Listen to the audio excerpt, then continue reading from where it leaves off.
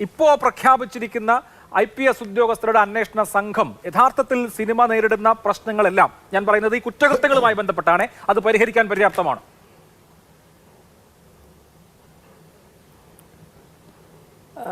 അതായത് ഈ നമ്മൾ രാവിലെ ഖേമ കമ്മിറ്റിക്ക് മുൻപാകെ കൊടുത്ത പരാതികൾ ഈ അന്വേഷണ സംഘം പരിശോധിക്കയില്ല എന്നായിരുന്നു പറഞ്ഞത്. പക്ഷെ ഒരു 4 മണിയൊക്കെ ആയപ്പോൾ ഹേമ കമ്മിറ്റിക്ക് മുൻപാകെ കൊടുത്ത പരാതികളും ആ പരാതി കൊടുത്ത ആളുകളെയും കാണുമെന്നും അവരിൽ നിന്നും മൊഴിയെടുക്കുമെന്നും ഈ അന്വേഷണ സംഘത്തിൻ്റെ ഒരു റിപ്പോർട്ടായിട്ട് ചില ചാനലുകൾ റിപ്പോർട്ട് ചെയ്തിരുന്നത് ഞാൻ കണ്ടു.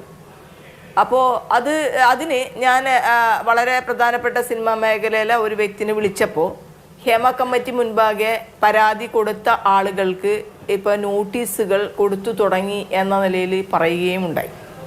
അപ്പോൾ അതിൽ ഒരു വളരെ പ്രധാനപ്പെട്ട, ഇവിടെ ഈ ആളുകൾ പറയണ ഒരു പ്രധാനപ്പെട്ട ഒരു വിഷയമുണ്ട്. ഈ വിക്റ്റിം, ഇന്നിപ്പോൾ പൃഥ്വിരാജ് അത് മനോഹരമായി പറഞ്ഞു, വിക്റ്റിമായിട്ടുള്ള ആളുകളുടെ പേരുകൾ മാത്രമാണ് വെളിപ്പെടുത്താതിരിക്കേണ്ടത്, വെളിപ്പെടുത്താൻ പാടില്ലത്. അവരുടെ ഇത് ഇനിയും തുടർന്നുള്ള അന്വേഷണങ്ങളിലും സർക്കാർ സൂക്ഷിക്കേണ്ട വളരെ പ്രധാനപ്പെട്ട ഒരു കാര്യം തന്നെയാണ്. അതിൽ പ്രധാന കാര്യം എന്താണെന്ന് വെച്ചാൽ, ഒരു സ്ത്രീ ഒരിക്കൽ അവരുടെ സമ്മതമില്ലാത്ത ഒരു സെക്ഷൽ ഹരാസ്മെൻറ്റിന് വിധേയമാക്കപ്പെട്ടാൽ അത് മരണം വരെ അവരെ ഹോണ്ട് ചെയ്യുന്ന ഒരു വിഷയമാണ്. അതുകൊണ്ടാണ് ആ ഒരു ട്രോമയിൽ നിന്ന് മറികടക്കാൻ കൂടിയാണ് അവർ ഇത്ര വർഷങ്ങൾക്ക് ശേഷവും വന്ന് പരാതി പറയുന്നത്.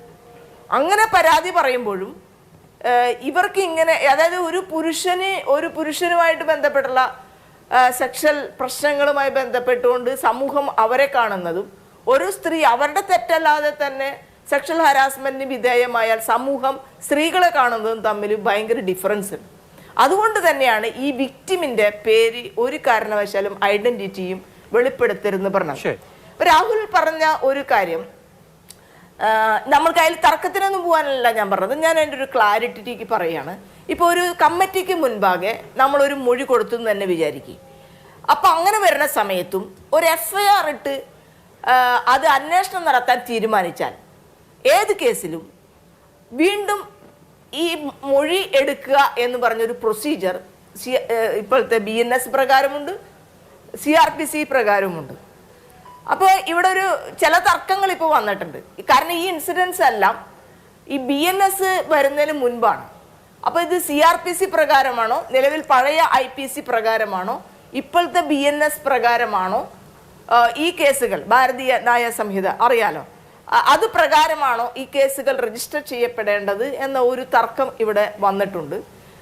എന്ത് പ്രോസസ്സിലാണെങ്കിലും, ഇപ്പം നമ്മൾ 354 ആണെങ്കിലും 376 ആണെങ്കിലും കൺസേൺഡ് ആയിട്ടുള്ള പ്രൊവിഷൻസ് സെയിം പനിഷ്മെൻറ്റോട് കൂടി തന്നെ ഇപ്പോൾ ഈ പുതിയ ആക്റ്റിലും നിലവിൽ ഉള്ളതാണ്.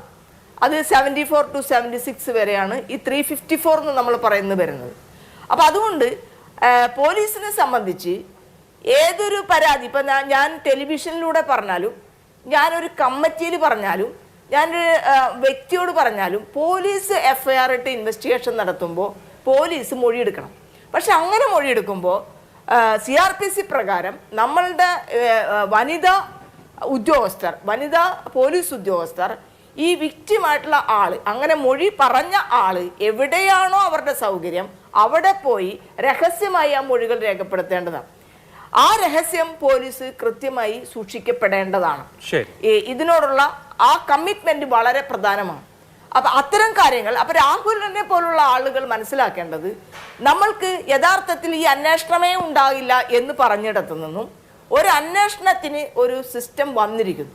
ആ സിസ്റ്റത്തിനെ പരമാവധി യൂട്ടിലൈസ് ചെയ്തുകൊണ്ട് ഇത്തരത്തിലുള്ള പുഴുക്കുത്തുകളെയും കൾപ്രിറ്റ്സിനെയും ശിക്ഷിക്കുന്നതിനുള്ള നടപടികളുമായി മുന്നോട്ട് പോവുക എന്നുള്ളതാണ്.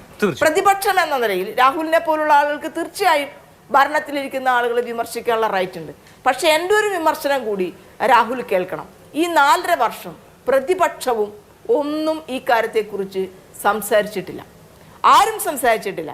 ഈ പത്രക്കാരായിട്ടുള്ള ആളുകൾ ഇപ്പോൾ എടുത്തുകൊണ്ടുവന്ന ഈ വിവരാവകാശത്തിൻ്റെ അടിസ്ഥാനത്തിലാണ് വീണ്ടും ഇത് ചർച്ച ചെയ്യുന്നത്.